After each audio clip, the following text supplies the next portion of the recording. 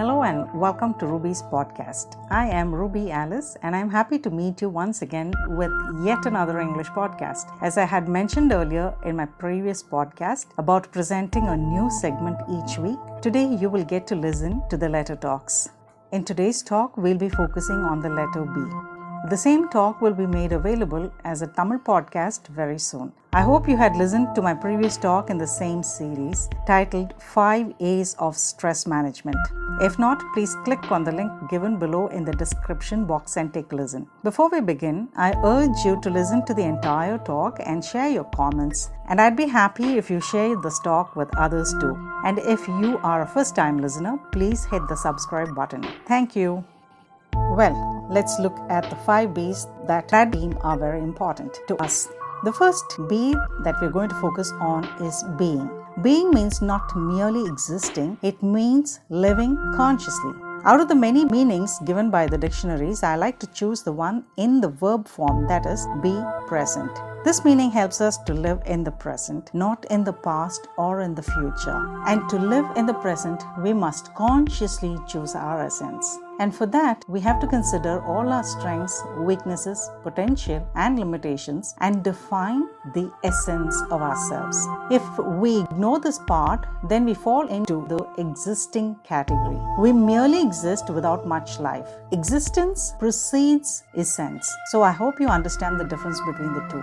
Existence is preceding the being. So we come into being, like a child is born and comes into existence. But what the child becomes later on is the being part of it. And for this to happen, it requires thinking of what we are, who we are, where we are in order to live in the present. And for us human beings, we need to constantly strive to become better. That is why Carl G. Maser said, be yourself, but always your better self. This being will help us to strive to be better in everything. And we do it by consciously choosing our essence. Just imagine if our ancestors merely existed and passed away, we would not have been enjoying life the way we do right now.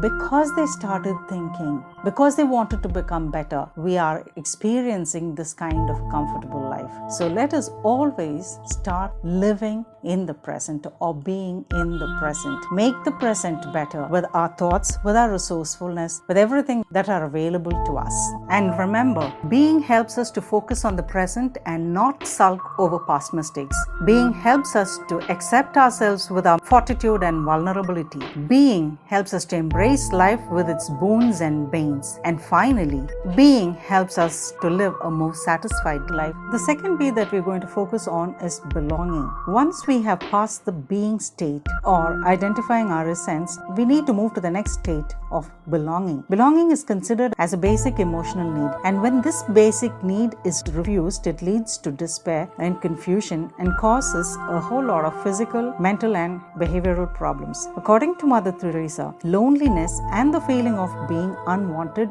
is the most terrible poverty. I hope with this saying you'll be able to understand the importance of belonging in our lives. Belonging, as in the past, referred to belonging to a family or a religion or a region or a group. But in today's globalized present, we are prodded to get into a particular group based on our common interests and aspirations. Though the idea of belonging may have changed in the course of time, I feel that belonging helps to shape our identities. True belonging happens when we don't hesitate to present our true and imperfect selves to the outside world. And for that, we need to accept ourselves with our mental, spiritual, and physical deformities. Failing to do this will break us down, hurt us very badly, that we will fall into all kinds of negativity and negative habits. However, care should be taken to ensure that we don't foster a fake sense of belonging, as it would lead to ruining our being, our essence.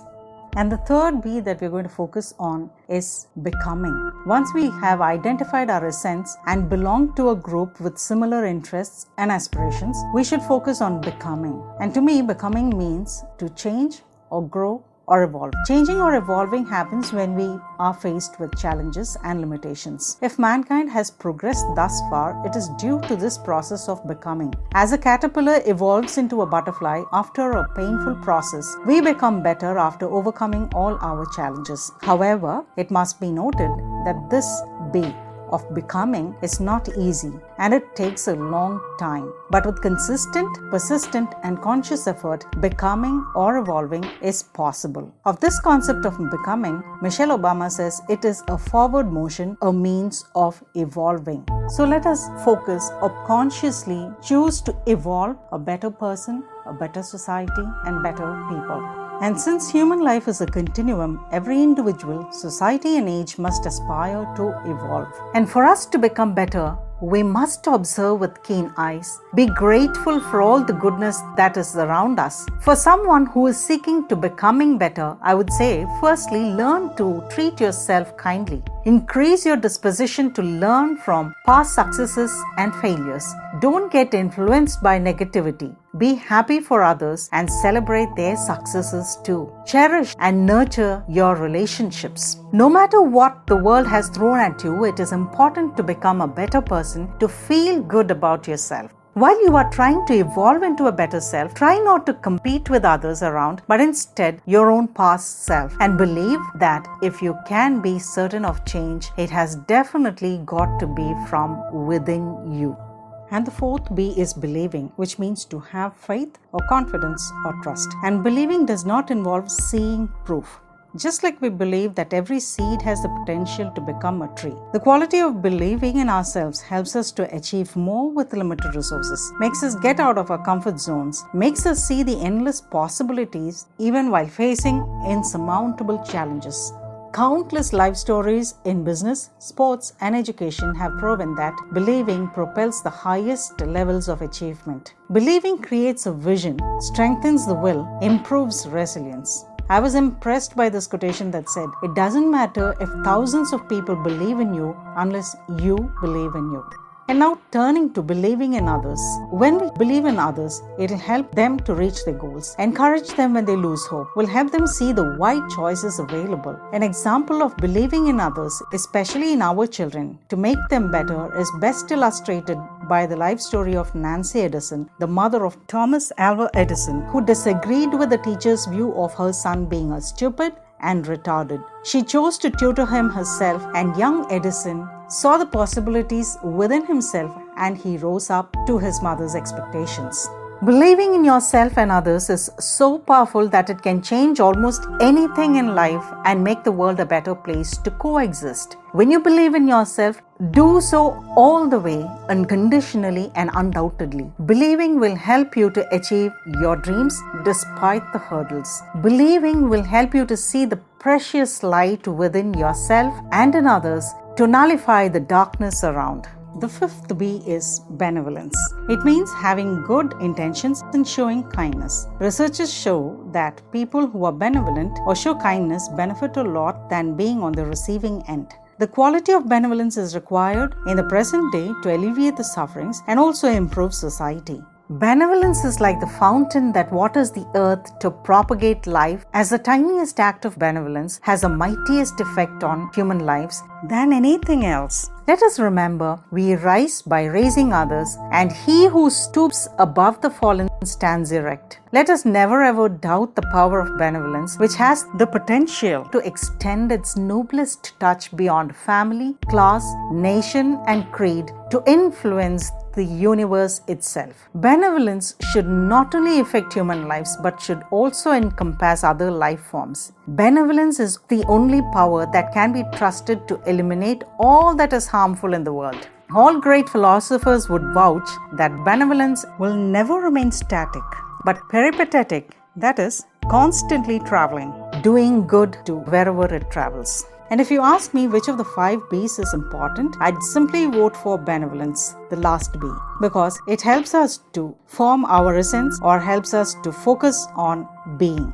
It also forges belonging because every society likes to have the benevolent in their midst. No society would reject the benevolent. And benevolence also helps us to grow or evolve or become better persons. And benevolence definitely believes in self and others.